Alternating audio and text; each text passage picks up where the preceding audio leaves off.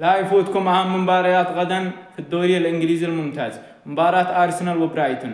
أتوقع أرسنال بيفوز خصوصا مع الفورمة الذي قاعد يتحسن فيها، أقل حاجة 2-0. ومباراة مانشستر سيتي وويست هام. مانشستر سيتي عاد سكة الانتصارات بعد ما فاز على ليستر سيتي في الجولة الماضية بنتيجة 2-0. أتوقع بيفوز في هذا الجولة أقل حاجة 3-0.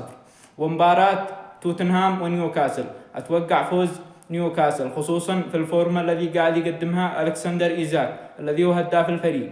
ومباراة تشيلسي وكريستال بالاس، أتوقع تشيلسي بيفوز بعد ما خسر في الجولتين الماضيتين. تشيلسي إن شاء الله بيعود في هذا الجولة ويفوز بالانتصار. أما آخر مباراة والمباراة الأهم هي نهائي خليجي 26 بين البحرين وعمان. هل بتكون عمانية بعد ما تأهلوا الموسم السنة الأولى ووصلوا للنهائي ولم يفوزوا به، أم إن البحرين بتفوز؟ اكتبوا توقعاتكم.